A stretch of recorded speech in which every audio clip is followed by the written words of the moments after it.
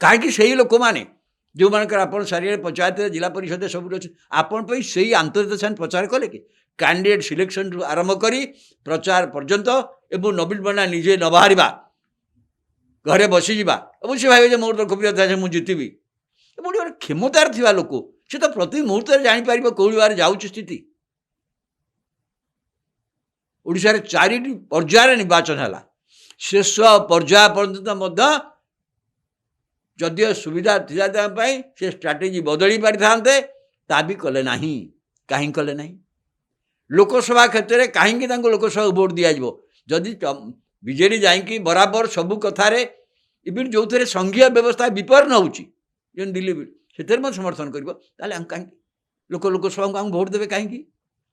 से लोकसभा शून नहीं गला लोकसभा भोट बाहर 37 को आसपर्सेंट को आसी जोटी बीजेपी 44 को चल जाइए आप भावतु तो यही जो अवस्था सृष्टि करी से निजे दायी तार निर्वाचन रणकौशल दायी बीजेपी मिछ प्रचार कर सत कथा कहवा को निर्वाचन हारिला पर नवीन भाई प्रस्तुत ना मत भी आश्चर्य लगुच आउ दल विषय जो कथा नवीन पट्टनायक जदि 2024 निर्वाचन प्रचार करें ना तार 5 वर्ष पर कौन से प्रचार करें यही प्रश्न तो निश्चित आसो तेणु किए भरोसा कर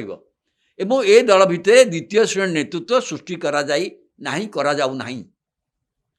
विजु जनता दल जिते से जनता दल में विजु पट्टनायक नेतृत्व में एपरी 1 डजन ऊर्ध्व नेता एमती थे बेसी थे ओडिशा रे 45टा विधानसभा निर्वाचन से जीतिकी आसते एवं से एपरी नेता थिले से निर्वाचन हारी जाता नेता दामोदर राउत जो निज निज अंचल व्यतीत निज निज जिलार पतियार थिला तेणु से मिसिकी जो भाविले जे आंचलिक दल करके आम नहीं पारिबु आगुकू एवं नवीन पट्टनायक नेतृत्व में साहस जे विजु पट्टनायक पुओ बोली आम सफल बंधा से धरण नेतृत्व द्वितीय श्रेणी नेतृत्व एवं अच्छा कि दल भितर केते बार विधायक ही पारि था कि नेतृत्व सृष्टि करने कौन सुजोग ए दल भितर दिखाई ये 4 थर एमएलए हेले निज निर्वाचन बाहर आउ कौटी किसी पतियार ना कि से स्थिति नाला कारण से राज्य प्रसंग उपर राज्य विषय पर सतर्क थे मुझे ना नेबी रामकृष्ण पट्टनायक को विजय महापात्र आरंभ करके नलिनी माने आप से समय जो नेता माने से नेता माने थे जोरदार अपोजिशन स्ट्रेंथ थिला से मिसिकी से समस्त ना जी मिसिले ये गोटे बड़ शक्तिशाली दल में परिणत होगी बीजेपी सहित मेंट कर आसीगला बर्तमान कौन हम से प्रश्न उठू आज नवीन पट्टनायक ए दल में सांगठनिक स्थिति कौ दल भाव में संगठन चलो जी संगठन संपादक थे कड़े गले बर्तमान पता मिलूनी किए बर्तमान दायित्व नौ किए कौ जिलार दायित्व अच्छी संगठन स्तर माने कौटी अच्छी जो कमिटी करिसेंती विभिन्न संघ अध्यक्षतार से कमिटी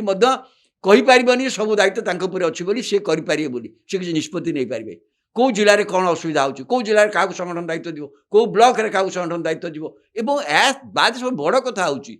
ये सरकार विफलता को लक्ष्य कर दरदाम बढ़ी जाए नहीं कहते कि जातीय आभिमुख्य कौन आप राज्य आभिमुख्य कौन सी जो विकास कथा कहते ओडिशा को गोटे सशक्त राज्य में परिणत करुचु जो स्लोगान पर आधारित था बर्तमान यही सरकार बंद से मोहन माझी को सरकार बंद तारी पर करुच्ची मोहन माझी बंद ताठू अधिका बेगार करेंगे कहूँ से एका आदर्श एका चिंता किंतु विजु जनता दल गोटे आंचलिक दल तार जो आभिमुख्य हवा कथा जातीय स्तर में राज्य स्तर में से आभिमुख्य जो नहीं दल प्रतिष्ठा होता से कथार कौन सूचना आज प्रतिष्ठा दिवस में मिललानी तेणु नवीन पट्टनायक 5 वर्ष पर यही भाव में नवीन लोकप्रियता थी पारे कि 2024 प्रचार कर पारे से कौन 29 प्रचार करेंगे कि आशा कर 83 84 तेणु तार जो सांगठनिक स्थिति दल करने कथा से संक्रांत में कौन सूचना आज से देले से सकाशे दल चलीज भांगीज ये कथा जो मैंने कहते सी नहीं समालोचना कर पारती किंतु सी दल बंचब ଏବଂ ଦଳର ଭବିଷ୍ୟତ ଉଜ୍ଜଳ यार कौन सूचना वक्तव्य जनापड़ जी लोक एत दिन पर पराजय पर सत्यटा को स्वीकार करूना पराजयर एथिरे दलर भविष्य किपर निर्माण हो।